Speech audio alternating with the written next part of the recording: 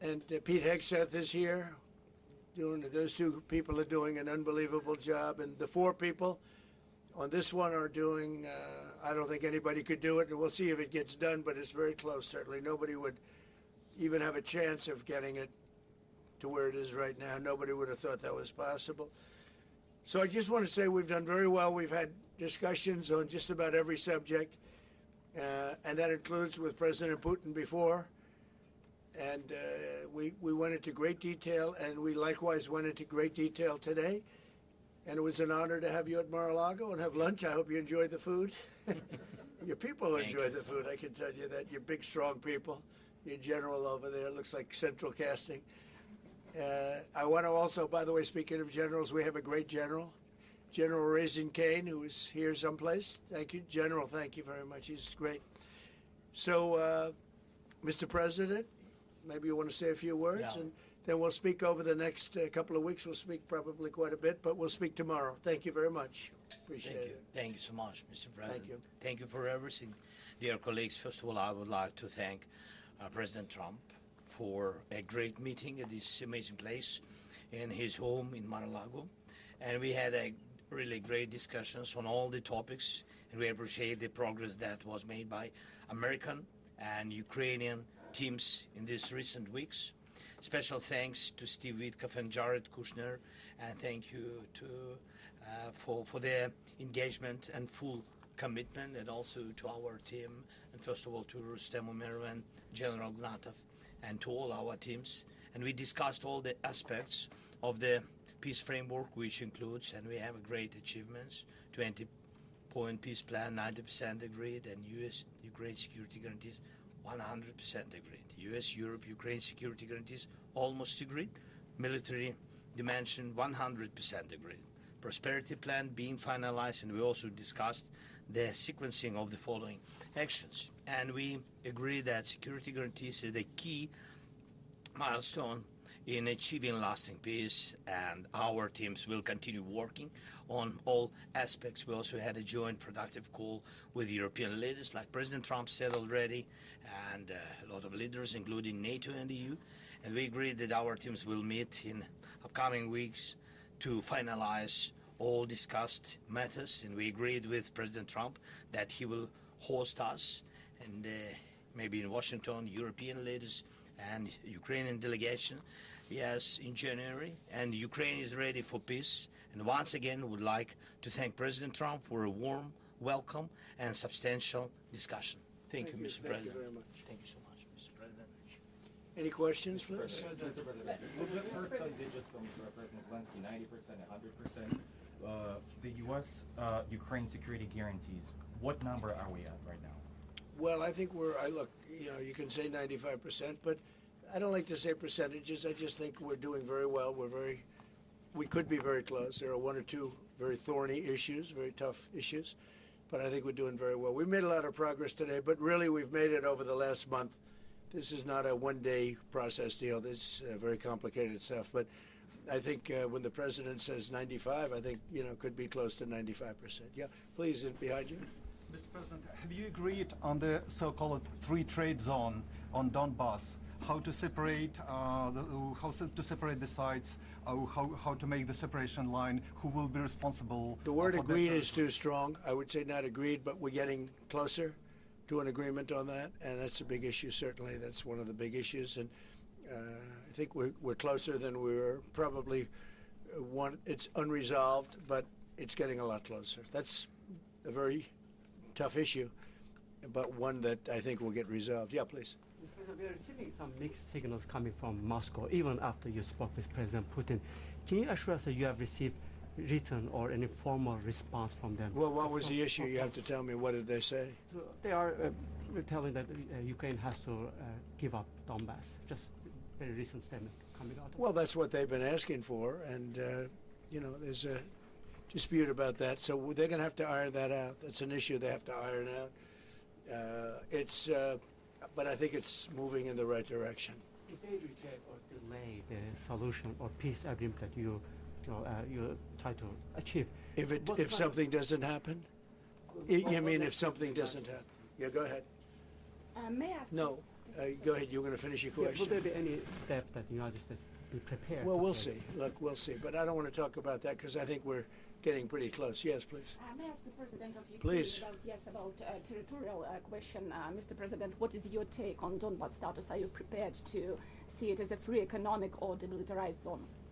No, we spoke about 20 points plan, and I'm happy that really our teams very close to results, and I agree with President Trump that our teams worked not one day and not one week, more than 1 month, beginning from Geneva, then 2 meetings in Miami, then we had Berlin, and now we have Mar-a-Lago. So this is a very difficult question. You know our position, so it's we have to respect our law and our people, and we respect the territory which we control. And of course, our attitude is very clear. That's why President Trump said this is a very tough question. And of course, we have with Russians different positions on it. And have you discussed referenda about? No, when we speak about referendum, we spoke that it's one of the key. We can have referendum on any kind of points of this plan. I said that we can use referendum like for the plan, or we cannot use referendum. It's one of the key. We can use this possibility of parliament to vote according to the law or to have referendum. Doesn't matter. This referendum, if the plan will be very difficult for our society, very difficult, of course our society has to choose and has to vote, because it's their land, the land not of one person, it's the land of our nation for a lot of generations. They'll probably have to get their plan approved by Parliament or by referendum of the people. You would think that they want, I know they had a poll that it's 91% in favor of ending this war, so they want to end it like everybody wants. Russia wants it ended, everybody wants it ended, so, and we want it ended. I want it ended because I don't want to see so many people dying. We're losing, massive numbers of people, the biggest by far since World War II. So we want to see it ended, absolutely. President Yes. Trump, you said at the top that you plan to speak again tomorrow. Is that correct? I might. It depends on what happens tomorrow. If there's an additional something to add, otherwise there's no reason to. We're in the process. Jared and Steve are working very hard to get something done, and if there's something that comes up, I'd speak, but otherwise I don't think there's any reason to. In your mind, sir, what are the thorniest issues still unresolved after the? Well, I think the land you're talking about, some of that land has been taken. Some of that land is maybe up for grabs, but it may be taken over the next period of a number of months, and you're better off making a deal now. Look, let me tell you, they have been very brave. They fought very hard and continue to fight very hard and do tremendous damage. But Russia would like to see it end, and Ukraine would like to see it. And I think it's time to end. And a lot of very brave people, a lot of people that are dead right now, unfortunately, because I've said, and nobody's disputed it, that if the election weren't rigged and stolen, 2020, you wouldn't have had this war. It would have never happened. And it didn't happen for 4 years. Never was even thought to happen. And I spoke with President Putin. I got along with him very well, despite the Russia hoax, which was a total hoax. He used to say, what is going on over there? But it was a total hoax, as he knew and as I knew. But I spoke to him, and we'd talk about Ukraine. I've said it before. It was the apple of his eye, but he wasn't going to do anything about it. He didn't do anything about it until I was gone, and then a lot of really bad statements were made by people, by a lot of people, I guess, but by a certain president that we had who was a disaster. Mr. Yes. President, do you anticipate going to Ukraine if you can get to an agreement? And I know I'd you have no said problem earlier, with doing it. I have no problem with doing it. We don't anticipate it. Would like to get the deal done and not necessarily have to go. I've offered to go and speak to their parliament, and if that would help. I don't know if that would help. I think it would probably help, but I don't even know if that's. You're welcome. Yeah, no, I know. Always. So I'm not sure that it would be really necessary, but if it would help save 25,000 lives a month or whatever it may be, I would certainly be willing to do that. Yeah, please. No, behind you. And how about Where are you from? from Ukraine? Good, I had a feeling. Public broadcast. Good. And how about Zaporizhia nuclear plant? Have you discussed this question? On what? Zaporizhzhia nuclear plant? Yeah, we discussed that at length today. As you know, it's in pretty good shape. It can start up immediately, almost immediately. And it's one of the things I discussed with President Putin. And they were talking about the nuclear plant. It's probably the biggest in the world, just about the biggest anywhere in the world. Can you believe that? And President Putin's actually working with Ukraine on getting it open. He's been very good in that sense. He wants to see that open. And he hasn't hit it with missiles, hasn't hit it with anything. It's a big danger to do that for everybody. But they're working together to try and get it. It can open very quickly. It's in pretty good shape. And the people there have been there for years. The people there running it. You know, they have 5,000 people in that plant. Can you believe it? I learned that today. 5,000 people. It's the biggest plant of its kind in the world. And they're working together to get it opened. They could maybe get it open quickly. That's a big step when he's not bombing that plant. It's a big step. Mr. President, in the readout from Moscow, they talked about the creation of some working groups. Yes. Would be set. Can you tell us about what those working groups Sure. would entail? And also, if you wouldn't mind, what is the message that you will give to Putin when you speak to him after your meeting? So the working group is going to be composed of Steve Witkoff, Jared Kushner, General Raisin Kane, Marco Rubio, and a few other people that we're going to be putting onto it. I think Pete Hegseth should be in that working group. He knows the territory very well. He's been fantastic at what he's doing. And they may add one or two people. And likewise, Ukraine's going to have some very good people that were at lunch today that enjoyed the lunch today a lot, more than they thought, right? But do you want to say who may be on your working group? Yeah, we now, as I said, that we work with Steve and Jared. We worked our Rustem Umerov and also Deputy Minister Gislitz and also General Gnatov, and they will continue work in this group. And of course, if we will go further, and I hope that really we will have decisions in January, as I said, about all these documents, 6 documents, and of course, we will continue work on this, so they know what to do. Yes. And that working group, by the way, importantly, will also then be working with Russia, okay? Because to work with ourselves doesn't really solve much of a problem. So they'll be working with Russia. Yeah, please. President, you said this morning you weren't a deadline guy. How long do you think it'll take to get this last little bit, as you say, finished? What are we talking about? So if it went really well, you know, maybe a few weeks. And if it went poorly, longer. And if it went really poorly, it's not going to happen. That would be a shame. There's that chance also. You know, it's possible it doesn't happen. But, you know, in a few weeks we will know one way or the other, I think. But if it went really well, but it could also go poorly. I mean, you know, we could have something where one item that you're not thinking about is a big item breaks it up. Look, it's been a very difficult negotiation, very detailed. It's funny, I settled 8 wars. Some were going on for 35 years. And we got them settled in a couple of days. Some of them, one was going on for 37 years. I settled it in 1 day. But this is a very complex one. Do you want to put odds on it? What the bad? No, I think we'll get it done. I don't want to say when, but I think we're going to get it done. Yes, ma'am. Mr. President, you in the past have suggested a trilateral meeting between both Presidents Putin and Zelenskyj. Right. Is that something that is also on the docket? I see that happening, sure, at the right time.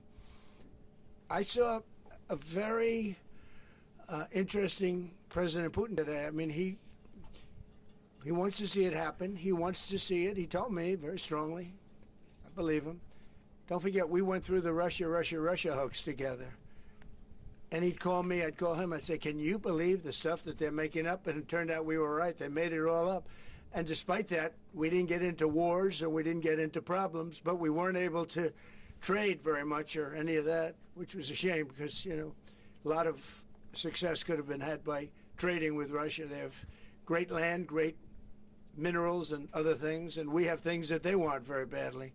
But the Russia hoax, which was a terrible, made-up, fictional thing by Crooked Hillary and by Adam Shifty Schiff and bad people, sick people, they made it up. It was all a made-up hoax. But it kept us really from dealing with Russia, kept Russia dealing, you know, from dealing with us. So But despite that, we got along, and I don't know. I think we're going to get there. I know him very well. I think we're going to get there. Did you discuss any time, location, meeting place? Yeah, we're discussing a lot of things. No, look. I was on the phone with him for almost, I guess, 2.5 hours. They're just telling me now. That's a long time. We discussed a lot of things. We didn't talk about the weather. We weren't talking about what a beautiful day it is in Palm Beach, Florida. Yes. Trump, President Zelenskyj mentioned maybe a meeting with European leaders back in Washington. Would that be in the next few weeks? Well, in Washington or someplace, yeah. These leaders that I just read, these are great people. You know, they've spent a lot of money on helping Ukraine. And look, they're doing it for themselves also, meaning their country, because Ukraine's a very important country for them in particular. For us, it's very important. To me, it's the lives. You know, we're thousands and thousands of miles. We're protected by a thing called the Atlantic Ocean and lots of other places, to be honest. And they're not, you know, they're right there. But we're working together with them as we should be. But I'm doing it to save lives. You know, we're not spending any money. Biden gave $350 billion away. And the president was nice enough to give us a contract to take out rare earth and things. So we'll see how that all works out. We have a contract, but we appreciated that. He was very good. But we'll see how that works out. But if you think about it, we're going to have. I really believe we're probably, Mr. President, by far closer than ever before, with both parties. We had some times when he was close and President Putin wasn't. Then when President Putin was close and he wasn't, you saw that in the White House. But I think they both want to see it happen. Mr. President, in your conversation with... You're saying that, you've said multiple times that you want to stop the killing, and nearly 100 American citizens died in Ukraine on the battlefield. Yeah. What's your message to their families whose loved ones died fighting for Ukraine? Well, look, I mean, the message is so obvious. It's what a shame. They died in a foreign country. And some are celebrated people. They're very celebrated.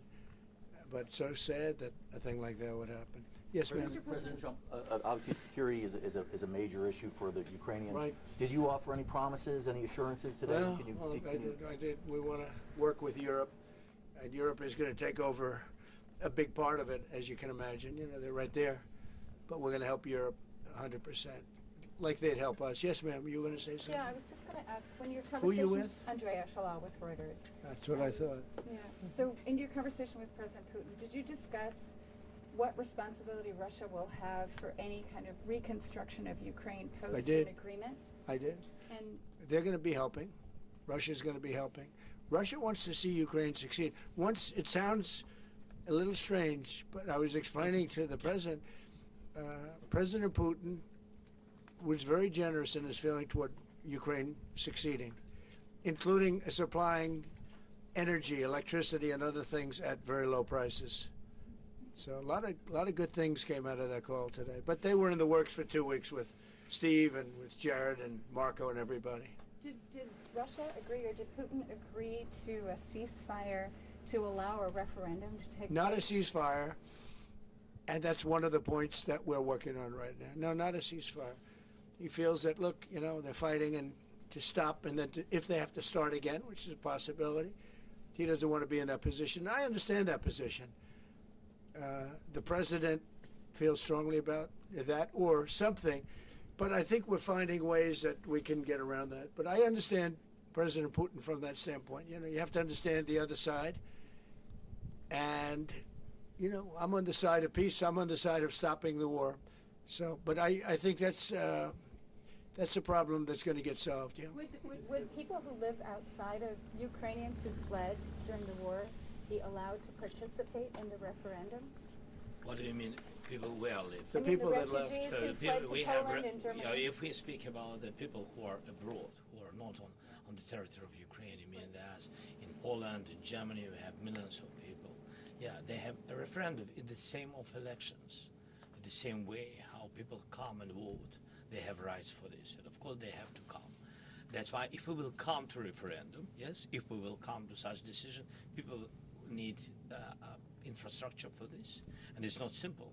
And that's why we spoke about it. It can't be in 1 day very quickly. It's difficult because we need infrastructure. When you have millions of people, you have to build it in Europe, mostly in Europe for today. President Trump, I know you've sounded an optimistic note here, but what happens in a few weeks if things sputter? What are you prepared to do? They keep fighting, and they keep dying. No good. But if things don't happen, they keep fighting, and they keep dying. And we don't want that to happen. He doesn't want it to happen. President Putin doesn't want it to happen either. Okay? Thank you very much, everybody. Thank you. Appreciate it. Thank Great. you, sir. Thank you. Thank you, sir. Thank you. And thanks for lunch. I don't know. Was it a good lunch? Yes, sir. There's no lunch. He walked in. He said, "This place is gorgeous." I don't think he wants to go to the White House anymore. That's the problem. I'm ready to go to the White House. I know. It is. The White House is a very special place, and so is this. I hope you enjoyed it. Thank you very much. So much. Thank you, sir. Thank you, sir. Thank you. Thank you. Good question you asked. Thank you. Thank you very much. Thank you very much. Thank you.